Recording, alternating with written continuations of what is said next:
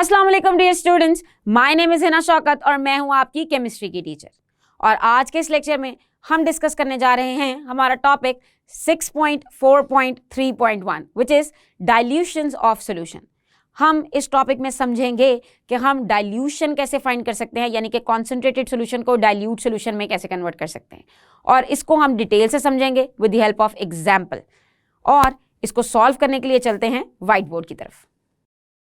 So students, today we have to discuss a very important topic which is dilution of solution. It is given in your book as topic 6.4.3.1. As the name of the topic is dilution of solution, तो यकीनन इसका link होगा with dilute solutions and concentrated solutions. So सबसे पहले देखते हैं कि what is dilute solution and what is concentrated solution. अगर हम बात करें word concentration की ही, so concentration is basically the proportion of solute in a solution and more concentrated solution का मतलब होगा कि proportion of solute in a solution is high, और अगर proportion of solute in a solution कम है तो हम उसे कहेंगे dilute solution. मिसाल के तौर पे अगर आप आपकी स्क्रीन पे देखें कि you can see two different beakers. One beaker is having 20 grams sodium chloride dissolved in 100 ml of water, and there is another diagram in which you can see that 40 gram of sodium chloride is dissolved in 100 ml of water. In both cases you can see that amount of solute is different, and this amount of solute is indicating the concentration. Higher the amount of solute as compared to the solvent, वो आपको देगा concentrated solution. So in this case this beaker is showing you higher concentration. तो हम कहेंगे कि ये solution concentrated है और दूसरा solution dilute है. अब अगर आप इनके फर्क पे आए, so आपके पास डिफरेंस आया है अमाउंट ऑफ सोल्यूट में, लेकिन अगर मैं आपसे कहूं कि आप इसे कन्वर्ट करें, so would it be easy for you? So चलिए देखते हैं कि हम इसे एक दूसरे में कन्वर्ट कैसे कर सकते हैं. As the topic is dilution of solution, so let's have a look at the definition. The process of decreasing concentration of solution by adding more solvent in it is called dilution of solution. यानी कि आप किसी solution के अंदर more amount of solvent add करें, तो जब आप solvent add करेंगे तो उसकी concentration कम हो जाएगी. So इस process को आप कहेंगे dilution of solution. For example, if we have 2 molar solution of NaCl and if we add more solvent, which would be water in it, the concentration of the solution will decrease, and we will call this process as dilution of solution. अब dilution करने के लिए हम एक formula use करते हैं, and that formula is M1V1 is equal to M2V2. We know that M stands for molarity and V is the volume. अब इस फॉर्मूले के पीछे लॉजिक क्या है, चलिए उसे समझ लेते हैं. फॉर एग्जाम्पल, अगर आप किसी सोल्यूशन की मोलैरिटी की बात करते हैं, for example you have a solution जिसके अंदर आपने डिसॉल्व किया है 1 मोल के मुताबिक मास, यानी 1 molar mass of sodium chloride, और उसको आपने बनाया अप टू 1 dm क्यूब, यानी कि आपने बनाया 1 molar solution of sodium chloride. So उसके लिए number of moles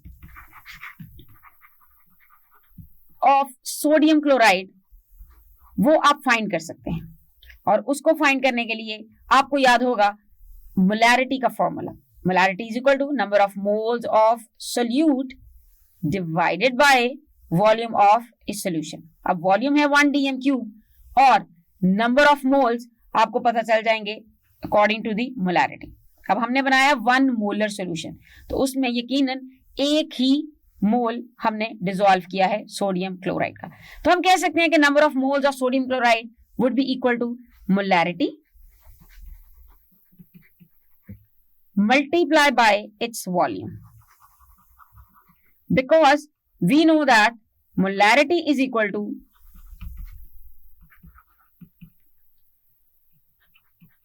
number of moles of solute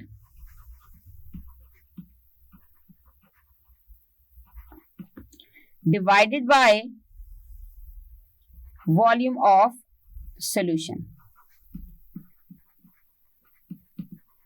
So ये तो हुआ उस केस में नंबर ऑफ मोल्स फाइंड करना. Now what if you want to dilute this solution? If you want to dilute this solution मतलब आप उसमें से सॉल्ट निकालेंगे नहीं, you will just add solvent into it. जैसे कि हमने डेफिनेशन में भी देखा कि हम कॉन्सेंट्रेशन डिक्रीज करते हैं by adding solvent into it. तो सॉल्वेंट जब हम ऐड करेंगे तो do you think the number of moles would be changed? Of course not. तो अगर आप उस चीज का सिर्फ और सिर्फ वॉल्यूम चेंज करें, अगर आप सिर्फ और सिर्फ डाइल्यूट करने के लिए उसका सॉल्वेंट की अमाउंट चेंज करें, so number of moles are going to be the same. यानी कि जो पहले नंबर ऑफ मोल्स थे वही बाद में नंबर ऑफ मोल्स आएंगे. तो हम स्टार्टिंग वाले नंबर ऑफ मोल्स को बिफोर डाइल्यूशन कह सकते हैं M1V1 और आफ्टर डाइल्यूशन हम उसे कहेंगे M2V2. और इनको एक दूसरे के इक्वल इसलिए रखेंगे क्योंकि number of moles after dilution change नहीं होंगे. Number of moles are going to remain the same. For example अगर हम बात कर रहे थे सोडियम क्लोराइड की एग्जाम्पल की, तो फर्ज करें हमने लिया था एक बीकर में सोडियम क्लोराइड का 1 मोलर सोल्यूशन और उसके बाद हमने उसे डाइल्यूट किया, यानी कि हमने उसके अंदर 1 लीटर पानी और डाल दिया. यानी कि अब उसके अंदर number of moles of sodium तो 1 ही है, लेकिन वॉल्यूम डबल हो गया. तो वॉल्यूम डबल होने से क्या होगा? वॉल्यूम डबल होने से वो डाइल्यूट हो जाएगा, but number of moles same है. सो हम लिख सकते हैं M1V1 is equal to M2V2. अब इसकी एप्लीकेशन क्या है और इसे हम यूज कहां करेंगे और कैसे अप्लाई करेंगे, इसको समझते हैं एक मिसाल की मदद से. For example suppose we want to prepare 100 centimetre cube of 0.01 molar solution from the given 0.1 molar solution of potassium permanganate. थोड़ी सी कंफ्यूजिंग स्टेटमेंट है but we are done with molarity. हमें पता है कि हम किस तरह कोई मोलर सोल्यूशन फाइंड करते हैं और मोलर सोल्यूशन बनाने के लिए हमें पता होना चाहिए किसी भी चीज का मोलर मास. अब इस एग्जांपल में हम जो कंपाउंड ले रहे हैं this is potassium permanganate. Formula for potassium permanganate is KMnO4. This is potassium permanganate और इसका मोलर सॉल्यूशन बनाने के लिए हमें पता होना चाहिए इसका molar mass. And molar mass of potassium permanganate by adding the individual atomic masses of all the atoms present in it is 158. Approximately, its exact value is 158.034, but we can call it as 158. And unit for this is grams per mole. Now this is the molar mass. If we are going to dissolve 158 grams of potassium permanganate and we will fill up the volume up to 1 dm cube, so we will get 1 molar solution. यानी कि 1 molar solution के लिए हमें चाहिए जो amount वो है 158. लेकिन हम इस एग्जाम्पल को डिस्कस कर रहे हैं when we were given with 0.1 molar solution. So अगर 0.1 molar solution बनाएंगे, so you can see that इसके अंदर जो लिंक है this is division of 10, so you will get 15.8. So इसका मतलब for 0.1 molar solution you need 15.8 grams of potassium permanganate. So इस तरह से हम बना लेंगे हमारा 0.1 molar solution for potassium permanganate. अब हमें ये देखना है कि हम इससे 0.01 molar solution कैसे बनाएंगे, वो भी 100 सेंटीमीटर क्यूब में. यानी कि वॉल्यूम भी चेंज हो गया है और मोलैरिटी भी चेंज हो गई है. अब हमें ये पता लगाना है कि आखिर हम इसके अंदर कितना वॉल्यूम वाटर डालेंगे तो ये डाइल्यूट हो जाएगा. So for this purpose we have 2 steps. पहले स्टेप में we have to determine the volume of concentrated solution. यानी कि हमें अपना यही फॉर्मूला अप्लाई करना है M1V1 वाला. So first 0.1 molar solution is prepared by dissolving 15.8 grams. We know this thing really well. Now, for 0.01 molar solution, हमें dilution करनी पड़ेगी according to the formula. And we can say that by using formula. And formula is M1V1 is equal to M2V2. हम लेते हैं कि ये first वाला M1V1 है कॉन्सेंट्रेटेड सॉल्यूशन और सेकेंड वाला है dilute solution.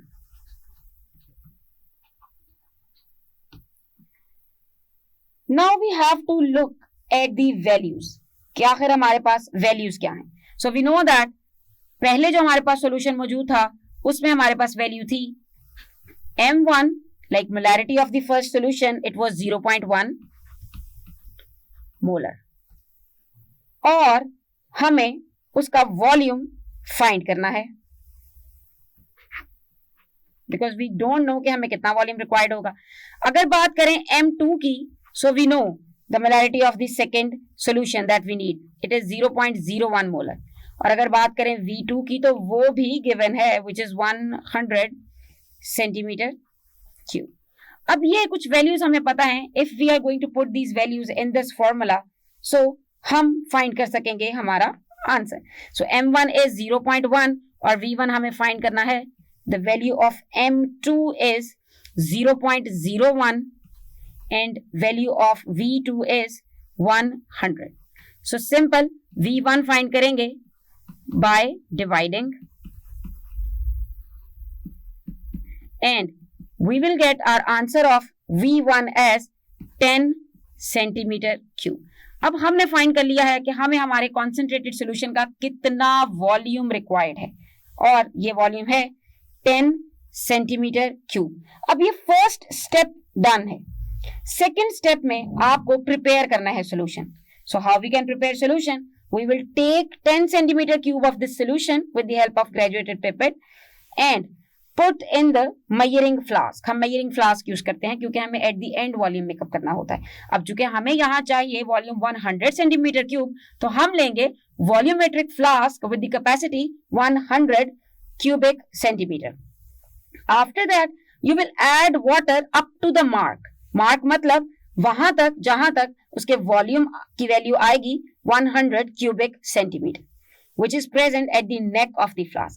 Now you will say that it is 0.01 molar solution of potassium permanganate. So I hope कि आपको इन डाइल्यूशंस की समझ आई होगी।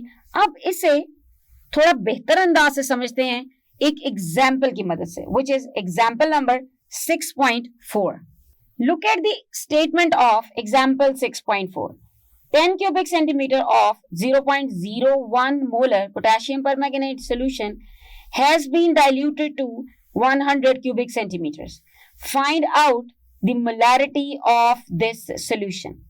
अब हमें molarity को find करना है और हमें ratios given हैं with dilute solution and concentrated solution. So simply formula हम वही use करेंगे M1V1 is equal to M2V2, लेकिन start करते हैं with given data. The data which is given is, first of all we will write M1 and V1, मतलब एक solution की molarity और volume, which is molarity is 0.01 and if we look at the volume, so for this molar solution volume was 10 centimeter cube. अब अगर देखें molarity दूसरे solution की जो कि after dilution बनेगा, so we don't have its value, so we have to calculate the molarity and it is diluted to the volume. हमें वो volume given है which is 100 centimeter cube. यानी कि तीन चीजें हमें इसके गिवन डेटा में गिवन है. Now we just have to apply our formula and our formula is M1V1 is equal to M2V2. आगे का काम बहुत ही सिंपल है. We just need to fill in the values. We will just put the values. लेकिन values put करने से पहले हम अपने फॉर्मूले को rearrange करते हैं to find the value of M2. So M2 find करने के लिए V2 would be divided over here. और ये आएगी वैल्यू M2 की. So you can write it like this as well. M2 is equal to M1 V1 divided by V2. Now simply we have all the data available and we will just put the data in these formulas. So by putting the data, you will get 0.01 into 10 because V1 is 10 and M1 is 0.01. And if we look at the V2, which is volume after dilution, so its value is 100.